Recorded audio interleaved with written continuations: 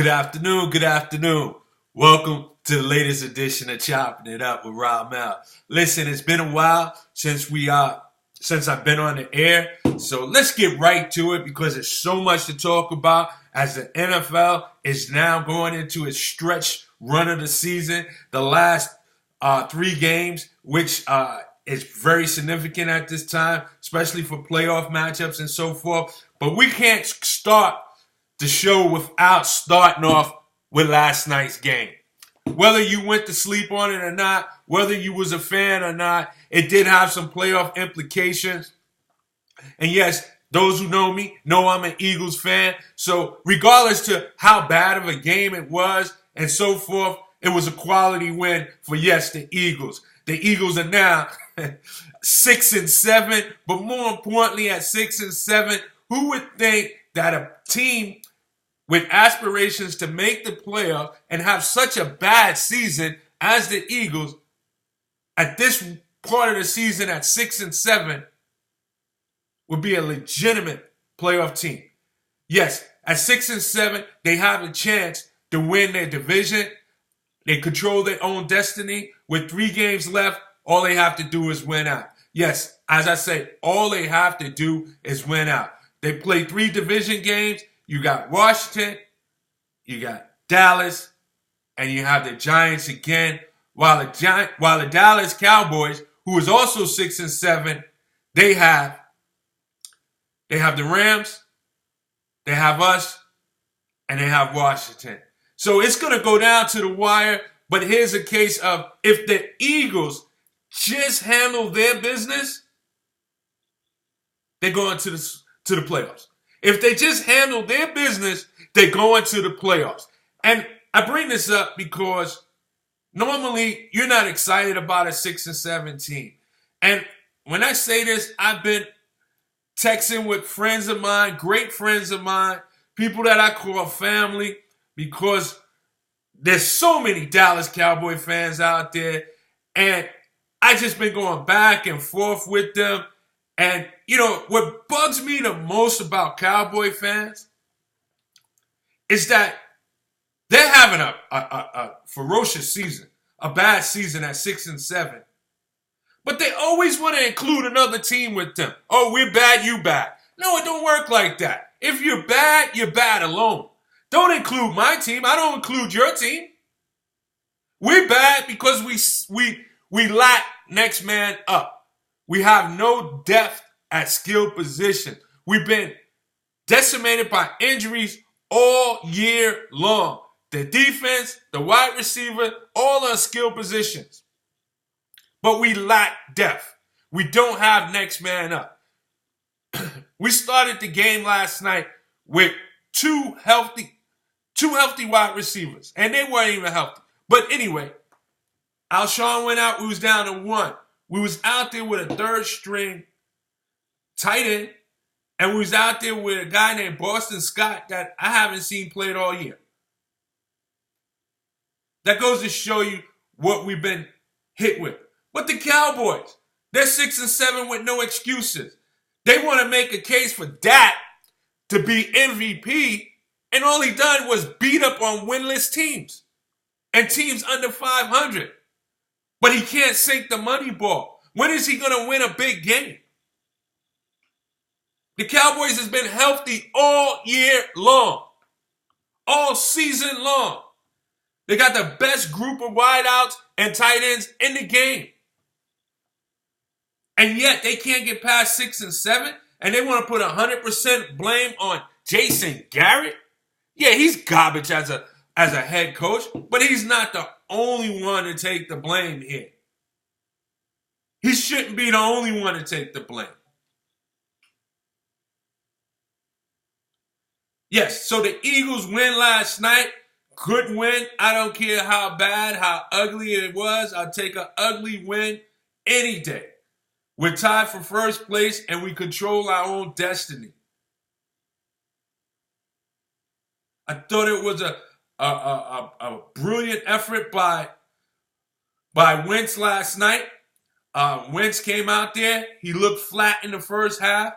Eli Manning, I got to say, he scared me a little bit. I call him eliminated Manning. But he came out there.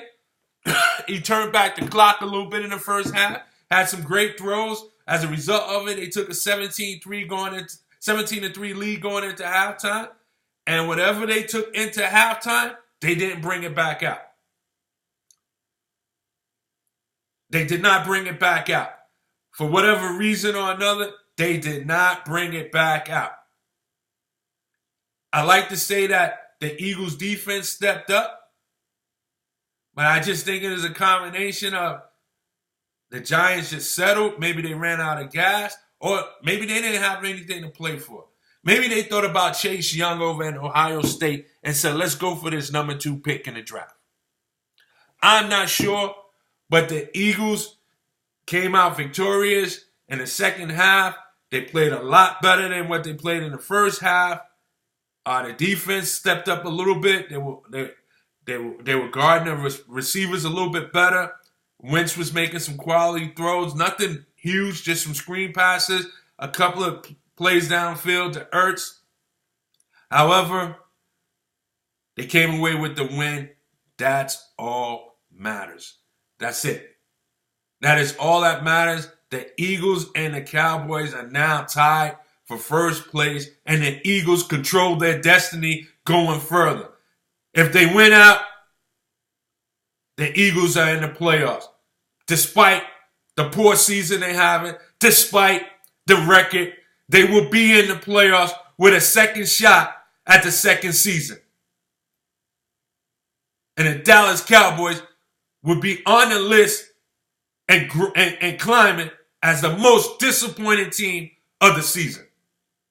Because they've been healthy all year long and can't win the money game. Only thing they can do is beat up on winless teams and teams under 500. That is it. They're going to look back at, yes, the New York Jets. They're going to look at that loss. That was a winless team when they went into MetLife. And the Jets beat them. Made Sam Darnold look like Brady. If there's any team in the NFL that's a fraud right now as we speak, it's the Dallas Cowboys. They're a fraud. Moving right along, listen, the MVP race in the NFL has been exciting all year long. But I tell you, Lamar Jackson has taken a grip on that. He's taken a stranglehold on that. Lamar Jackson, if you don't know who he is, you better get used to him. The guy has completed 66% of his passes. He's thrown over 2,600 yards. He's got 28 touchdowns, 6 interceptions only. He's rushed over 1,000 yards. And he's had 7 rushing TDs. If you don't know who he is, get to know Lamar Jackson.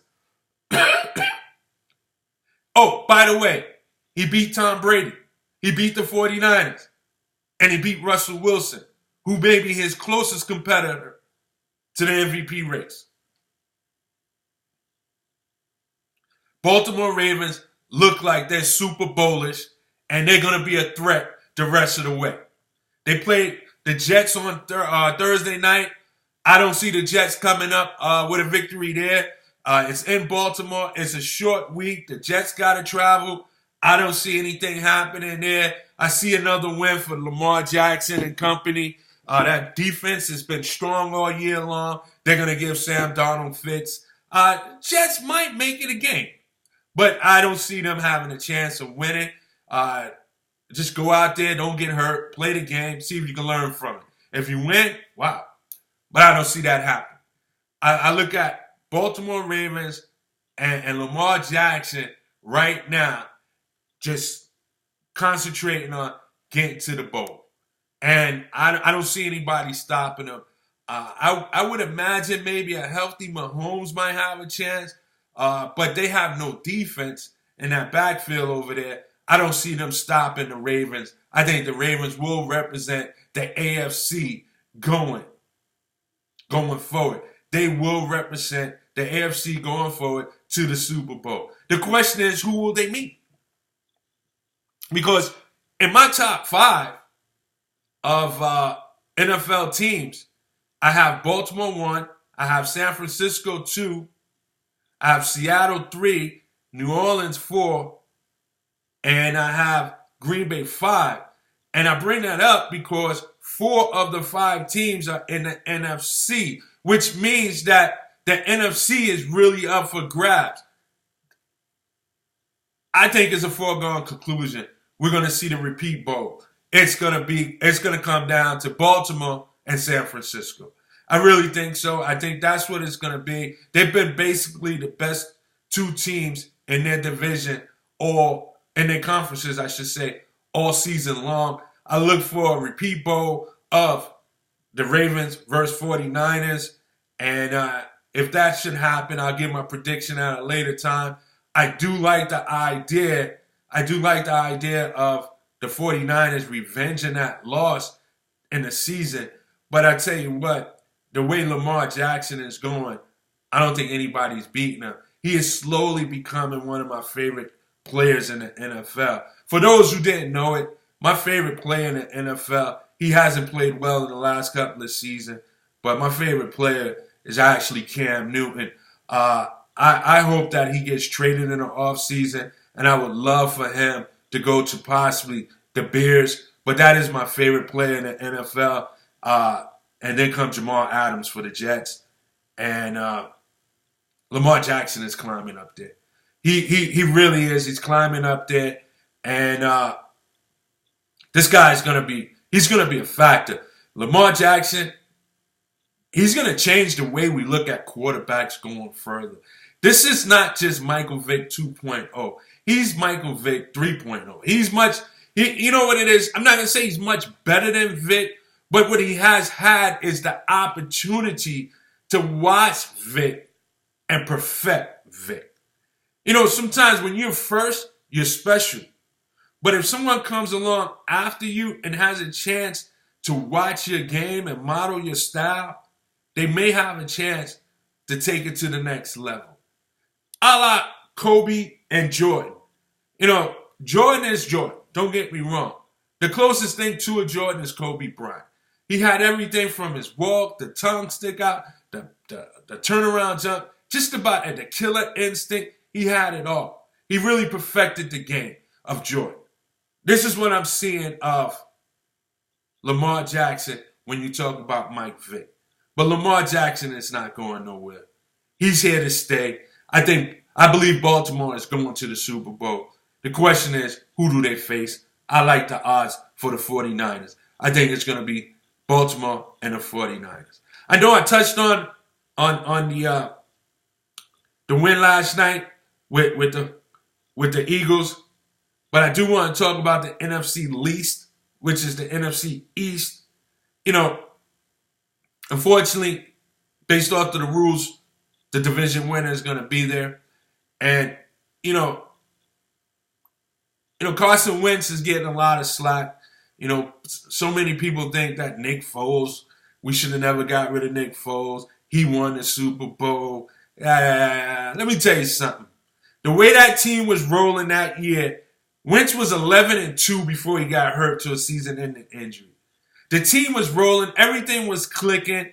There were 2 coaches on the sidelines that are no longer there that's taking head coaching job. Frank Wright was the offensive coordinator, who's now the head coach of Indianapolis. I believe if you and me was the quarterback that came in for Wentz, we would have still won the Super Bowl. You know, when you're on a roll and it's just your turn, nothing can stop you. Same thing, I seen it a couple of years back with the Giants. Phil Simms get hurt. Here comes Hostetler. He filled in admirably and won the Super Bowl. You know, when you're rolling, you're rolling. It doesn't matter. When you're rolling, it doesn't matter.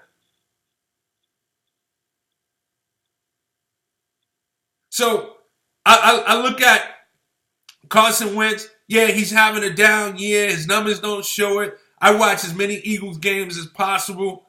But what I do see with him, his balls has been dropped, a lot of drops, a lot of injuries. The team has been decimated with injuries.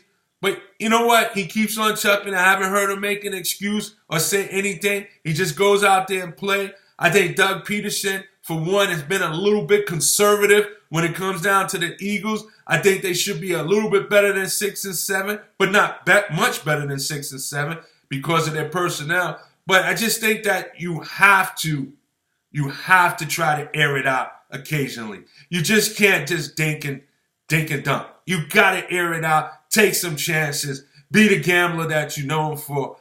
So the NFC least, which is the NFC East, it's going to come down to week 17. As we go into next week's matchup, I've been accused of always saying that the Cowboys are going to lose every week. Yeah, that's true. I don't like the Cowboys. And this week, I don't see anything different. I think the Rams will go into Jerry's world and come out with a win. Plain and simple. I think the Rams will come out with a win.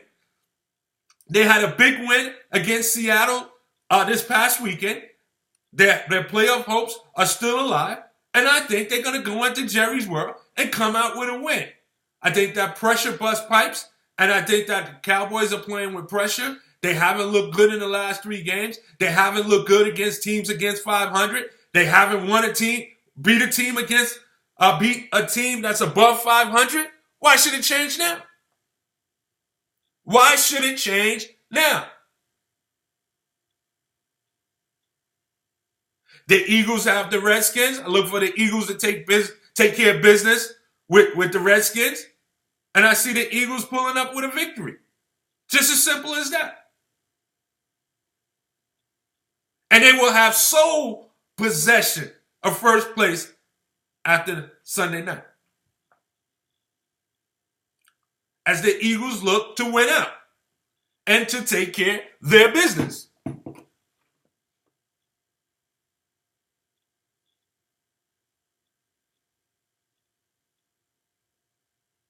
So we're going to move right along. You do got some favorable matchups. I talked about the Jets and the Ravens. The Ravens is going to win that. Chicago and Green Bay is going to be intriguing. I think Chicago's on to something. I'm looking for Chicago to pull off the upset on the road in Green Bay. Houston, there's no bigger team that's Dr. Jekyll and Mr. Hyde than the Houston Texans. I don't know what Houston team we watched last week, but I look for them to come back and take it to Tennessee on the road and pull out a squeaker. Philadelphia beat Washington. The Rams, I mentioned them. They're going to go into Jerry's world. San Francisco is going to annihilate Atlanta to keep a stranglehold on the division over there. Buffalo goes into Pittsburgh. I'm going to tell you, I'm going with Pittsburgh on this one. They at home. Buffalo's a solid team, but something about Pittsburgh, Mike Tomlin is making a case for Coach of the Year for the AFC. I don't think he gets it. I think Harbaugh's going to get it, but this might be Tomlin's best coaching job, and I don't see it coming up short this week. I like Pittsburgh to win at home. We're going to move along to the NBA, and let me tell you something. This is not your typical NBA season. We have a lot of injuries and so forth. Kevin Durant's not playing. Curry's not playing. Golden State is not in the thick of things. San Antonio is not in the thick of things. But I tell you what, Kyrie Irving has been out. I tell you what, it's been exciting for me. They say ratings are down. I'm not sure why. Maybe because of League Pass. Maybe because of the matchups that they put on TV. Maybe because there's too many national televised games. Maybe because load management. It could be a little bit of everything. Maybe because the stars are out west. I believe that if you get away from East and West, go to American and a National League or Conference and put these West Coast teams in a position where they play more games against East Coast teams opposed to just 15 East Coast games. 15. Right now, there's only 15 East Coast games that they play. Because they play each team in the East twice, one on their court, one over here. So they're only playing 15. If you split it up, you'll get more than that. And you'll have more opportunities for stars to be on at 7 and 7:30 to generate a little bit more ratings. I think you need to get away from that and go to like like the way the baseball has it and the way football has it. Not only that, it might be intriguing because if that was the case this year, you could have a finals of the Lakers and the Clippers. How huge would that be? How huge would that be? Lakers and Clippers in the finals. So if you want to increase ratings, I think that's the way to do it. But nevertheless, for me, the NBA has been fun to watch. I mean, I'm looking at the standings right now in the West. You have the Lakers 1 and Clippers 2. And rightfully so. They're the best two teams in the West. But I didn't see that coming. I really didn't. I didn't see that coming. I thought those two teams would be somewhere between 3 and 5. Not because of talent-wise, not because they wouldn't be good, just simply because I thought that they would concentrate a large part on load management, which the Clippers are, but the Clippers are just so well-oiled that if they sit one, they still have a chance of winning. I mean, the Clippers are the only team in the league that has 2 top 5 duels. I wait if you can give me 5 better duels than Lou Williams and Montrezl Harrell. And they come off the bench.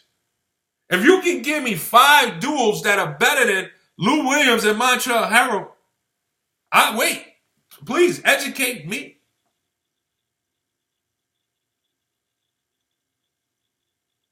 Yeah, I mean, the best duels in the league right now if is LeBron and Anthony Davis, George and Kawhi, Harden and Westbrook. Is there any more?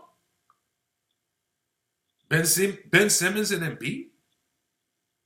Van Fleet and Siakam? Nah. Lou Williams and Montrezl Harrell is there. Doncic and Porzingis? No. Porzingis is not living up to the hype right now.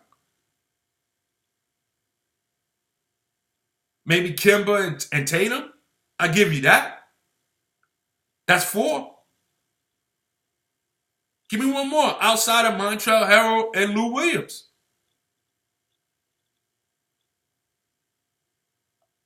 So to my surprise, the Lakers and the Clippers are 1 and 2, but rightfully so. They're the best teams in the West.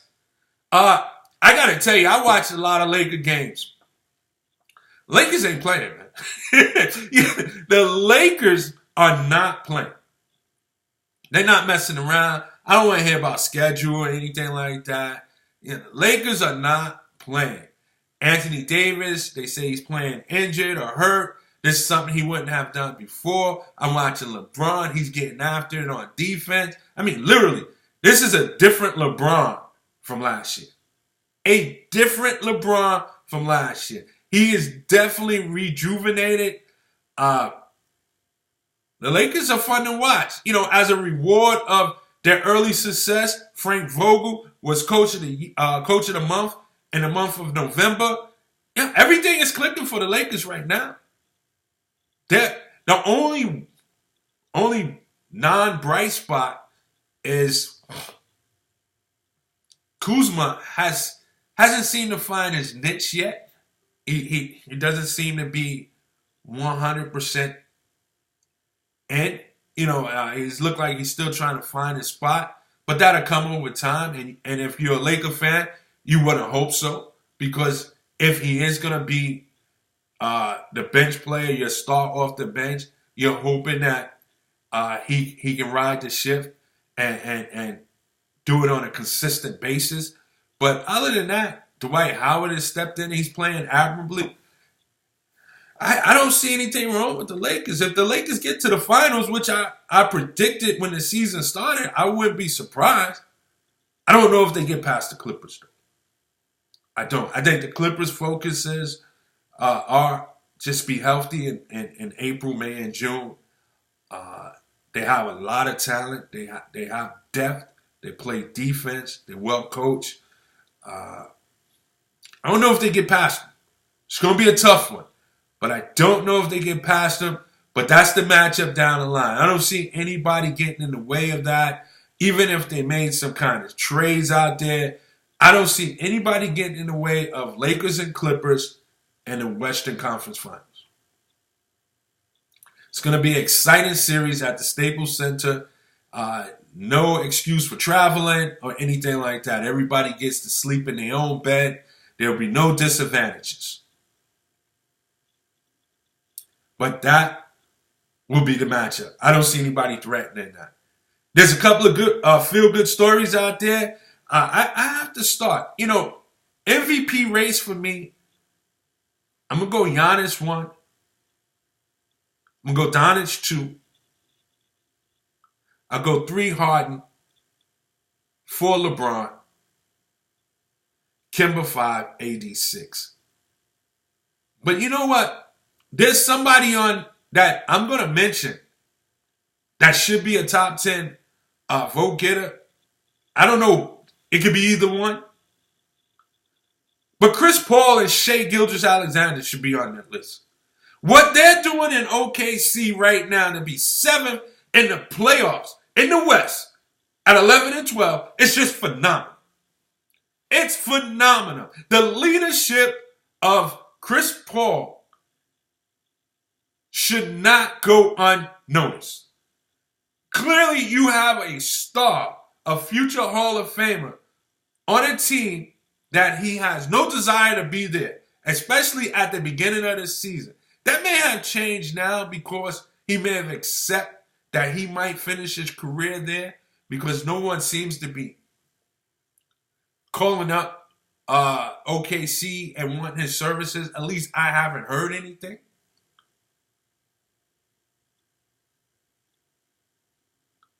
But he's accepted his role. He's coaching on the court. He's teaching. And he's balling. And he's brought in Shai Gilgeous-Alexander. He's a future star. And between the two of them, to our surprise, OKC is in the playoffs. As we speak right now at 11 and 12. Phenomenal story. They're tied with Phoenix. They're also 11 and 12. Another phenomenal story. In a couple of games or so, probably in the next week, they'll get their big man back, DeAndre Ayton. Maybe Phoenix can go on a little bit of a run at that point. But what I'm seeing right now, and this is what makes the NBA great, because there's no Golden State. There's no San Antonio. But then you got teams like OKC, who clearly trades their best 2 players, maybe their most adored player in the young franchise of Oklahoma City Thunder, that is, in Westbrook and Paul George, to look like a forgotten team. And to see them with just slightly more than 25% of the season played, and they're sitting in the 7th spot, it's phenomenal. It's just a phenomenal story. And praises is given to all those that's involved. And this OKC team is playing hard. I've seen a few games where they lost a few games, but yet they were in a few games. They've even blown out a few teams. What OKC is doing is phenomenal. Phenomenal. And I have to credit Chris Paul because he could have easily went there, pouted, played poorly, and just collected a check. Or went there and said, I'm not reporting unless you trade me. But no, he's gone there and he's playing exceptional and he's leading this team to what is turning out to be a decent season. If they're a 500 team when this is all said and done, that's a win for them. I don't know if they're going to be, I don't know if they're looking to make a trade or two. They could benefit from a trade or two. They have some assets from the trade of Paul George, the trade of Westbrook. They got some draft picks. They got an expiring contract and Gallinari. So would they be a player for Kevin Love? Could they be a player for Blake Griffin?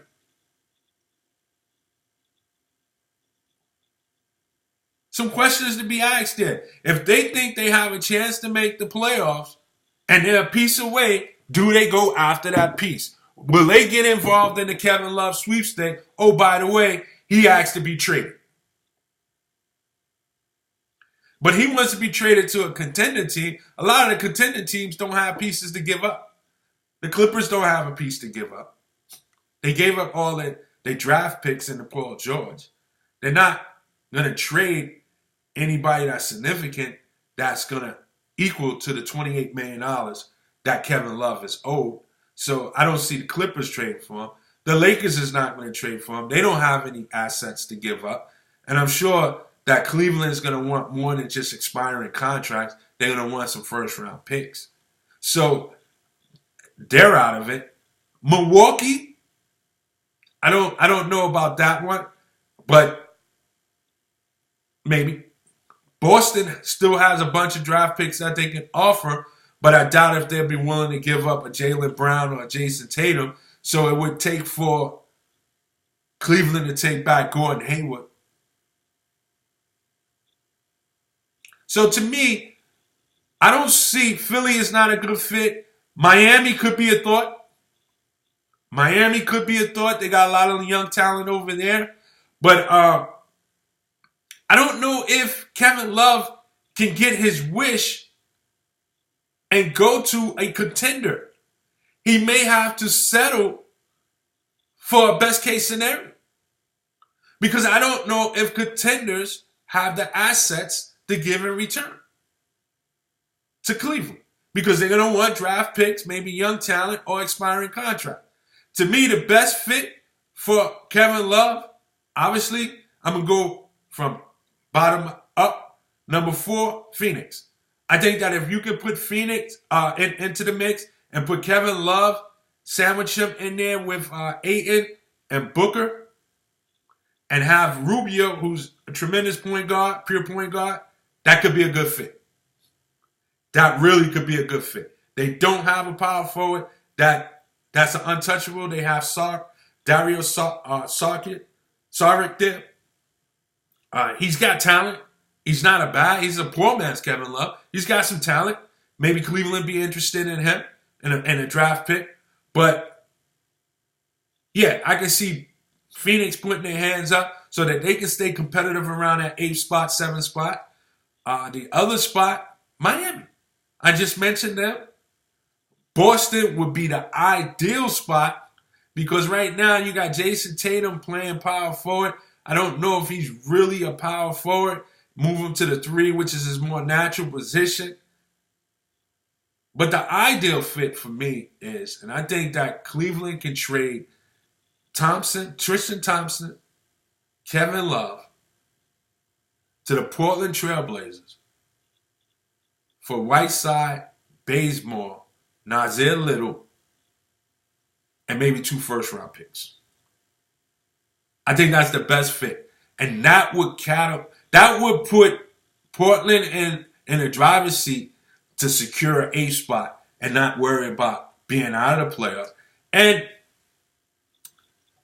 Cleveland gets expiring contracts to get rid of the money from Thompson and Love. They get 2 first-round picks, and they get a young talent in Nasir Little. I think that's the way to go for Portland. You could get that over there. You get Tristan Thompson coming off the bench. You can add something when Nurkic get back. In the meantime, until Nurkic get back, you could start a lineup of Dame, C.J. McCollum, Melo, Kevin Love, and Tristan Thompson. One might say, where's the defense coming from? Listen, ain't but only a few teams that play defense. And last I remember, no matter how much defense you play, it's the team with the most points that win the game. So you need a little bit of offense.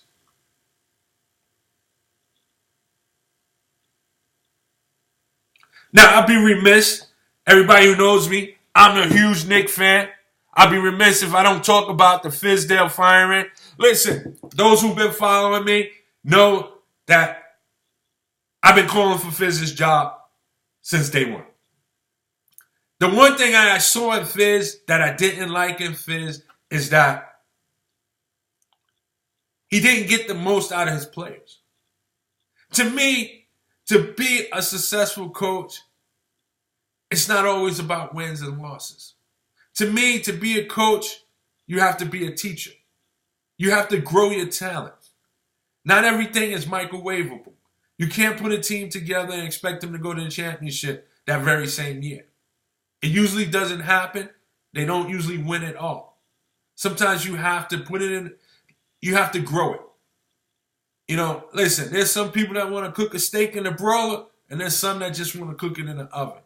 There's a chance, a better chance, that if you cook it in an oven, it's going to be thoroughly cooked.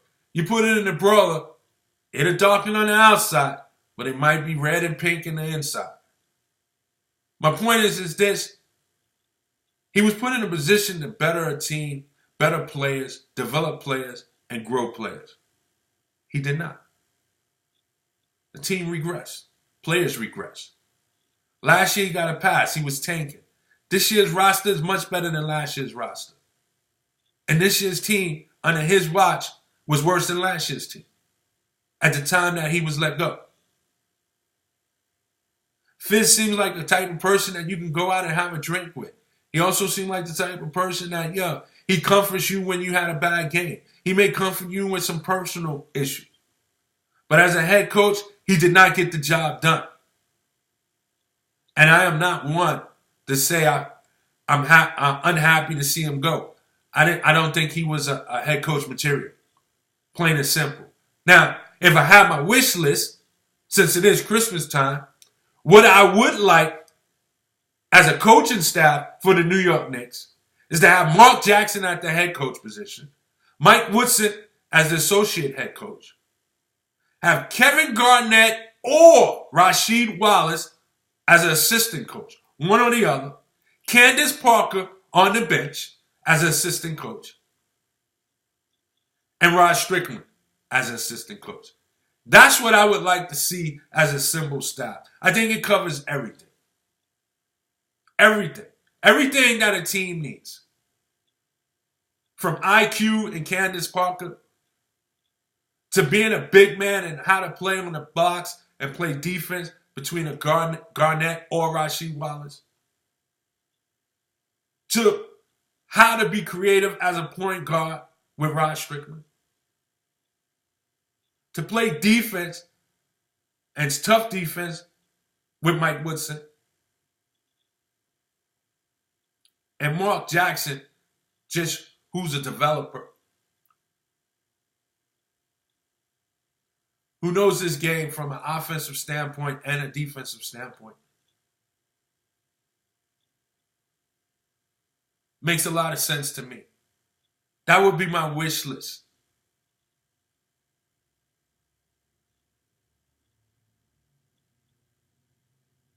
Knicks need to do something. I don't think Mike Millam as the interim head coach is the answer. Knicks need to hit it right.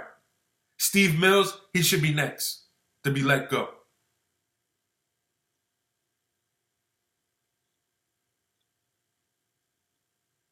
There's rumblings about Masai Ujiri. It's going to cost a first-round pick. Are the Knicks willing to give that up? Are you really willing to give that up when you're going to be in the lottery again? If the New York Knicks was a playoff team, sure, I'll give up a first-round pick. But when you're in the lottery for a reason, because you're not good. You're not a playoff team. Don't know if you're capable of affording a first-round pick for a president. Not saying I wouldn't want Masai Ujiri. Yes, I would want him there.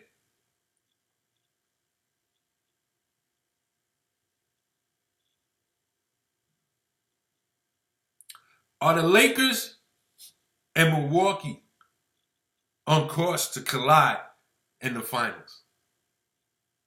Are we looking at a Lakers-Milwaukee finals? If so, I wonder who Jabbar would root for. It's very well possible. They're clearly the best two teams right now as we speak in their conference, at least record-wise. There's a strong chance that that might take place. I wouldn't be surprised if it does. I had Lakers and Philly before the season started. Philly's bench is suspect. Philly doesn't have a person that can take the final shot. I don't know if Ben Simmons can actually get the ball to the right person in that closing moment. They don't have a shooter. They let J.J. Redick walk. So many unanswered questions with Philly. If Milwaukee doesn't get there, the only team that I can see that can prevent them is Boston. Boston, again, is playing fantastic. Considering what they lost in the offseason and to be where they are, it's just tremendous. It really is. You have Tatum, Brown, and Kemba all averaging 20 points plus a game. You got some guys over there on the bench that you may not know or recognize that's just coming out there playing like Marcus Smart. Just giving you solid effort. Doesn't always show up in the box score, but just giving you solid effort, allowing the starters to rest. If there's a team to prevent Milwaukee from going to the finals, it would be Boston. And if there's a team to prevent the Lakers from going to the finals, which I think is going to happen, it will be the Clippers.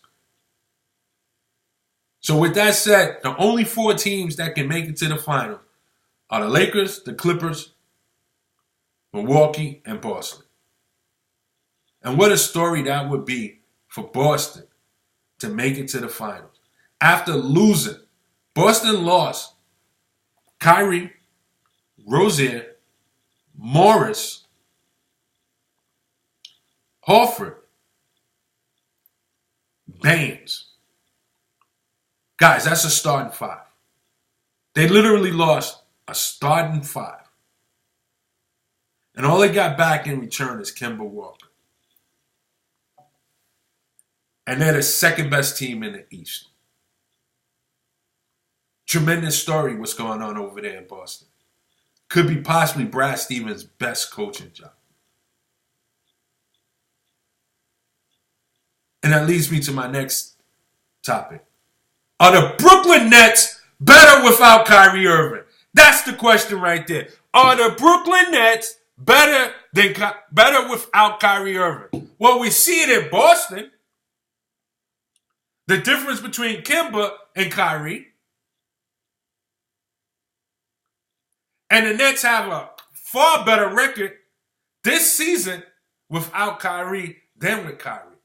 Listen, let's make no mistakes about it. You heard me talk about it before. Kyrie, by far, is one of the top 15 players in the game. I have him at number 13 to start the season. But there's something about his game that takes away from others' game. Something about his game that takes away from others' game. And it shows. Kemba Walker involves more players. As you can see, Tatum and Brown is averaging 20 points a game. That wasn't happening when Kyrie was there. This team flourishes, Brooklyn flourishes under the guidance and leadership of Dinwiddie. What happens when he comes back? Dinwiddie is playing like an all-star. Something he did last year. So, what happens when Kyrie comes back? Is Brooklyn better without Kyrie? Now, they're not going to make no moves to trade Kyrie or anything like that. They're going to want to see Kyrie and Kevin Durant play together before anything like that happens. But I'm curious to see what happens in a week or two when Kyrie comes back. Do they continue this momentum and these winning ways, or do they falter? Something to keep an eye on as the season goes forward.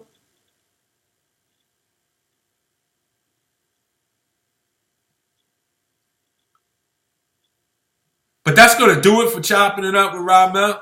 I appreciate all those who were tuning in. And I hope to come back at you pretty soon. But until then, peace and blessings. One love.